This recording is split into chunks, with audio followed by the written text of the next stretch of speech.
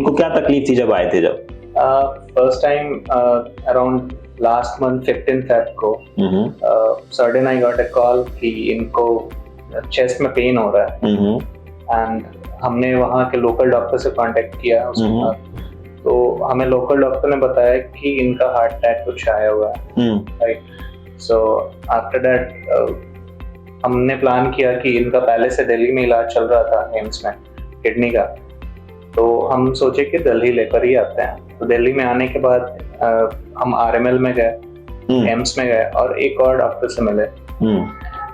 उन तीनों ने बताया कि हाँ इनको हार्ट अटैक है, हार्ट की तकलीफ है और सभी लोगों ने एंजियोग्राफी रिकमेंड किया। बट कुछ लोगों ने ये भी बोला कि एंजियोग्राफी करते हैं और इनका ऑलरेडी किडनी का प्रॉब्लम है, तो ऐसे में इनको प्रॉब्लम हो सकता है और इनका क्रिएटिनिन लेवल जो है वो सडन इंक्रीज हो सकता है और maybe in some cases dialysis भी हो सकता है। किसी ने ये भी बोला कि किडनी फेलियर तक का भी चांसेस आ सकता है। सो जैसा सबको डर लगता है वही हमें भी डर लग रहा था। आपने जो इनका स्थिति देखा उसके बाद आपने भी एंजियोग्राफी रिकमेंड किया था सर, बट स्वाभाविक था कि डर लग रहा था।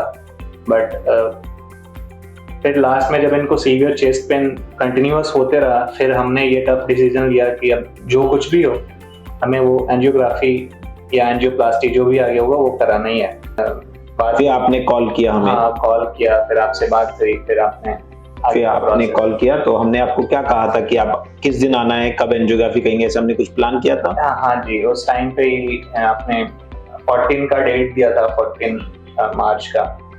तो आफ्टर दैट हम 14 मार्च भी नहीं, उससे पहले ही एक दिन पहले ही हो गया था। So, और वहाँ का जो भी पारस का जो प्रोसेस था वो काफी स्मूथर था और may be just because of your recommendation or like there is a guy Mayank who has also helped us because I was pretty new there, right? Yes. In Paris, like मुझे बहुत सारा चीज नहीं पता था कि कैसे क्या होता है और वहाँ पे इनका एडमिट कैसे कराना है। So that guy has helped me. So angiography जब हुई थी तो आपने फिर से कंसेंट के लिए मुझे बुलाया था। हाँ. And you told me कि in the right arteries there is some problem, 95% blockage was there in right artery, and in left there was I think 100% blockage. Yes. In one of the arteries. So and you told कि वो 100% जो artery है उसमें natural bypass बन चुका है। Yes. So आपने बोला था उसके लिए भी कि हम ट्राई करेंगे वो 100% blockage को भी खोलने का, and for that 95% one, so उसके लिए आपने बोला कि एक स्टंट हमें करना पड़ेगा। तो हमने इनको सजेस्ट किया कि जो 95% है that is the cause of the pain, we will address it।